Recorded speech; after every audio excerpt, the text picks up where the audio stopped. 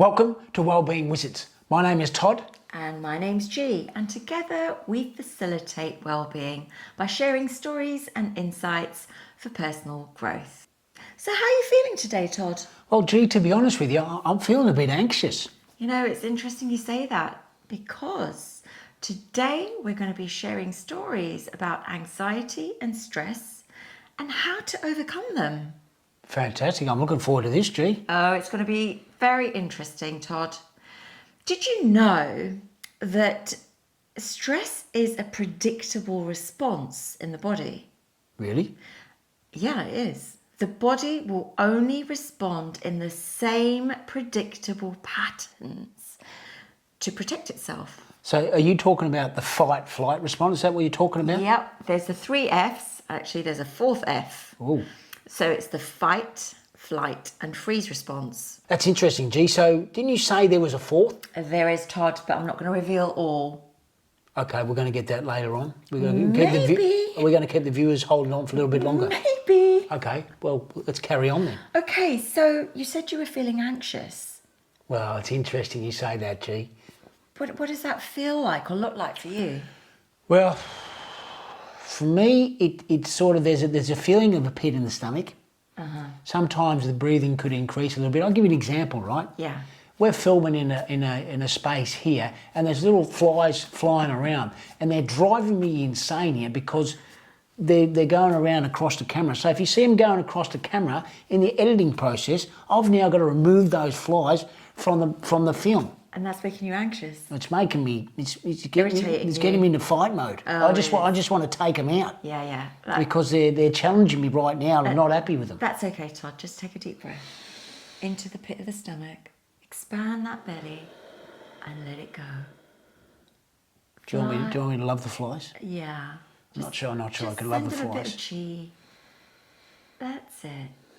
So it's really simple to deactivate that fight-flight response when you know how, because it's such a predictable physiological response for the body that we can start to undo it. And this is just a very basic technique that we use to start that process. So you basically, you can preempt Yes. the anxiousness, if you like, because you recognise the symptoms of the fight-flight response. You go, okay, I'm starting to get anxious about certain conditions. I notice my breath is increasing. My breath rate is increasing. I notice a feeling in my stomach.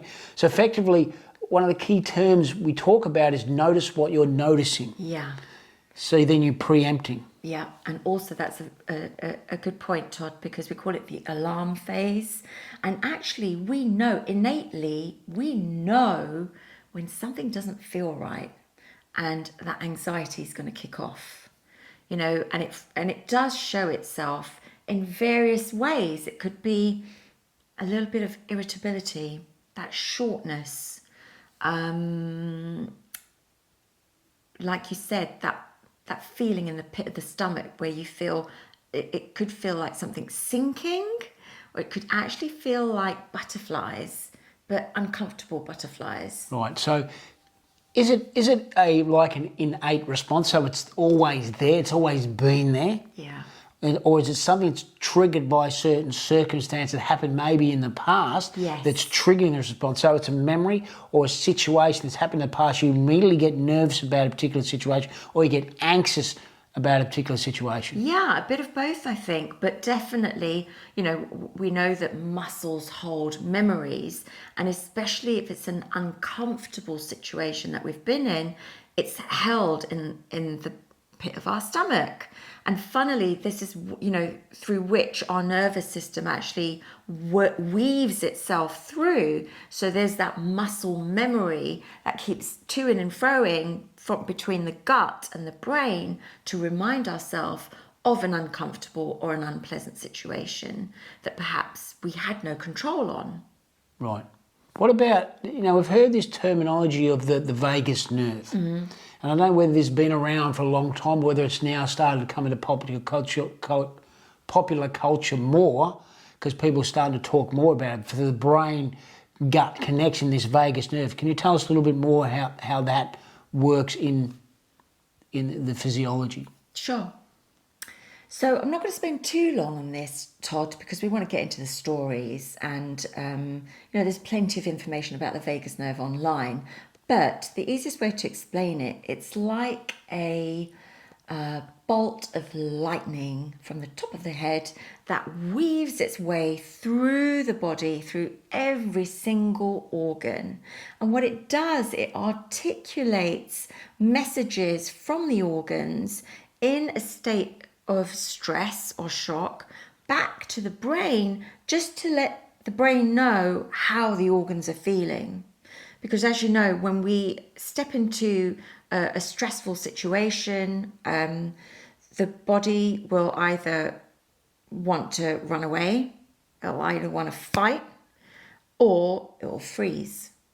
But what we know is the organs that will switch off immediately, because in a state of survival, so it's the digestive system that shuts down, and of course the reproductive system that shuts down when we're in stress, because the last thing we want to do is procreate and make babies, right? Makes sense, doesn't it? Exactly. So where am I going from here?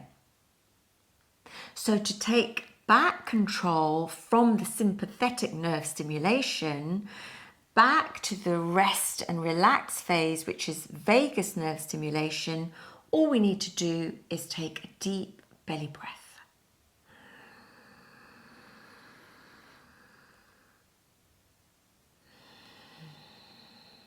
In and out through the nose. Yes. Much like the ocean wave breath. Exactly, which you can find on YouTube. Yeah, we'll put the link in the notes if you're watching this on YouTube. Absolutely.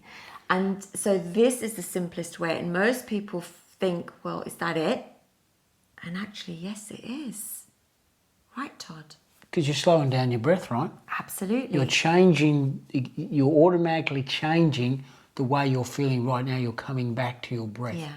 A simple way of putting it is when we're in that stimulated fight and flight response, it's like all of the organs inside our belly, I just see it as a big family, and it becomes a circus act, right? Everyone starts running around, and it's like, oh my God, what's happening? And so these are the feelings of the anxiety, of the breathlessness and what have you. It's like we're running a marathon inside our body. Yeah. And the moment we take that deep breath, or we've practiced it enough so that we can recalibrate the body even in a stressful state. So that's like being in the eye of the storm, watching the chaos, but you are at stillness, at peace. I like the circus analogy, because like everyone's trying to get through a small hole, everyone's trying to get on stage at the same time. So everyone's like, hang on, let me get on stage. No, you get on, no, I want to get on stage. Yeah. And you're saying, hang on, let's just take a moment. Yeah. Let's work out who's supposed to go first. Yeah. Always start with the breath. Yes, exactly. And it's like any kind of situation where, unless it's life or death, it's always better to practice the pause before making a decision as to what we want to do. Now, also within that, you'd want to make sure that your posture is not compromised as well. You want to improve the quality of your breath, improve the quality of your posture whilst you're doing your breathing exercises. Absolutely, Todd, because obviously the body and the mind are connected. So when the body in anxiety in particular, or depression, the shoulders, you find that the shoulders drop forward. And as soon as the body communicates this to the brain's thinking, she's feeling a bit low today, because the body and the mind communicate constantly. And also within that, serotonin's kicking in there as well. Yeah. So then you'll instantly bring in. So if you're on the phone all the time, you're doing this all the time, looking down all the time, you're not engaging the correct hormones for energy. You should be looking up and engaging dopamine, which is a feel-good hormone. Absolutely. So this is how we can take hold of the reins when we're in that stress response through the physiology. It's very smart. Very smart, but it's been there since Time began. Of course, because it's a survival mechanism. That's how we've adapted. So some of our listeners might be resonating with some of the things we're talking about here, especially around, anxiety and stress. So let's now talk about some of the techniques and tools we can use to help ourselves. G, what have we got? Sure. Well, Todd, I use a really simple technique. You know me, simple me. Why simple's the best, G? I just like to keep it really grounded. And I kind of like bring in dot. The dot? Dot. What's the dot? So I use a really simple technique with my clients, Todd, and it's called dot. So imagine a piece of paper, or just imagine, close your eyes and imagine a dot. Or grab a piece of paper. Yeah, grab a piece of paper. And put a dot in the centre. And put a dot in the centre. Okay. Any colour, doesn't matter. It can be a big dot or a small dot. And then just focus on the dot. And this is what we tend to do in our life. We focus on the dot. And the dot resembles all of our anxieties or circumstances or, the pain. It's like everything is just focusing on the dot. However, there's a neat technique which just changes your perception to say, okay, have a look around the dot. Have a look around at the space around the dot.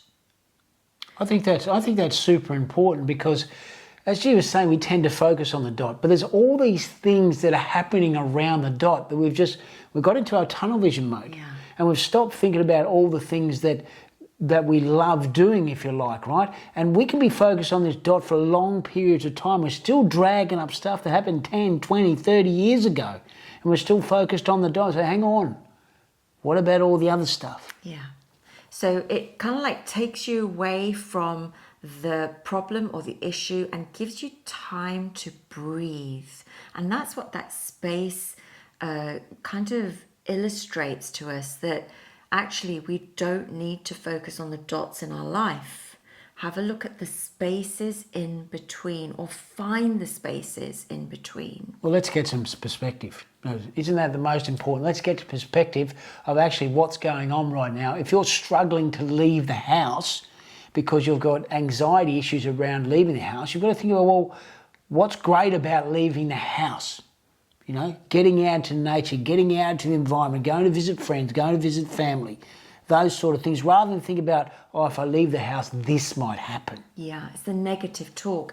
And again, this goes back to the stimulated state, because when we're in the fight or flight, our breathing changes pattern. When the breath changes pattern, we start a negative loop thought processes. So it's so important to get that vagal nerve stimulation going again, so they can shift into that relaxed state and into the positive deep belly breaths. One other important thing to note I'd like to suggest to people is you have to take control of your mind. Yeah. You have to be the gatekeeper, because it'll lead you down the garden path if you're not firm with it. So when you're thinking about these type of things and these tools here, you really have to take some control back and not let your mind run away into what if this, what if this, what if this. You have to pull it back and say, hang on, I'm in charge here. Not you, I'm in charge. I think what people struggle with though, Todd, and I'm sure my listeners will agree, is that when you're in that racy mind situation where you've got that restless mind, you've got the anxiety going, it's how do you disconnect from that to recalibrate or reset the body and the mind?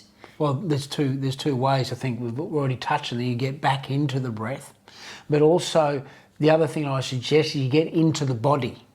Get into practice that gets you into the body. So moving, so non-weight bearing practice, yoga, swimming, tai chi, get you back into physical movement, which gets you out of the mind and into the body. Yeah, very important. Grounding. So that, for example, I demonstrated the seat of power, which is a great technique when you're really sinking your heels into the ground wherever you are. So watch the YouTube video. Yeah, we'll put that in the link in the notes as well. Power is very, very effective technique to really just help ground the whole body and lengthen, put the spine in neutral, right? And then begin. And it's so simple to do because it's the activity that I suppose brings a restless mind to a